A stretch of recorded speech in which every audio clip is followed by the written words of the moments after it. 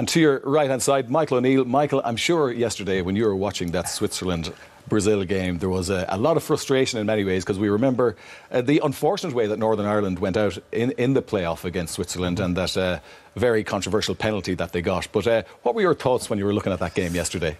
Oh, first of all, one of envy, to be honest. You know, like, you dream of going to a World Cup and to take your country to a World Cup, and to get a game like Brazil as well, I think is special. You know, we had that many years ago in Mexico, '86, but for it to be the opening game in the group as well. I thought Switzerland did very well in the group, in the game rather. You know, when Brazil get ahead, you always get a little chance that they can overrun you, but they didn't. They dug in. They have a resilience about them, and they showed a lot of quality in the second half, and I thought they deserved their draw. But it's interesting with all the VAR that's happened in the tournament. It's come about 6 months too late for us, to be honest. Yeah, I was just thinking that when I was looking back at that penalty incident and the ball hitting Corey Evans from about 1 foot away, and it looked more on the back than on the shoulder. Very frustrating that VAR wasn't in place to sort of give you a dig out there.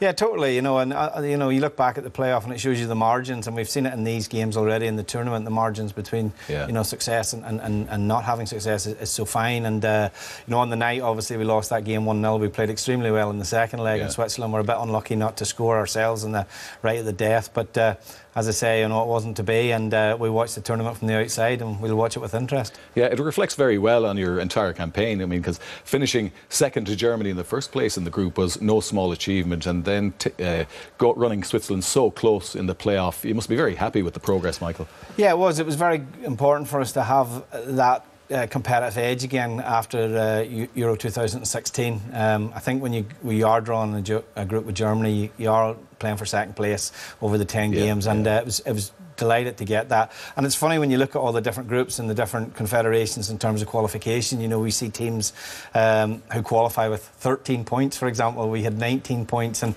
you feel a little bit hard done by that, but that's the nature of the qualification process for the World Cup.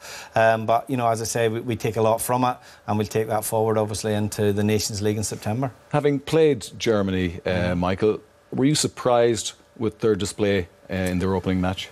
Yeah, very surprised, particularly in the first half. And you know, I know Joachim Low he's flirted between playing with the back three, and at times it hasn't worked. I thought he picked basically his strongest team last night, to be honest, and it didn't work for them, to be honest. You know, it's unusual for Germany to come in. You know that they've done excellent preparations. They've a little bit sort of down gears in the friendlies coming in. I think they've had a little bit of criticism that they've not hit you know, full throttle in those games, but you don't expect that when they come into the tournament. So I'd certainly expect a reaction in the next 2 games.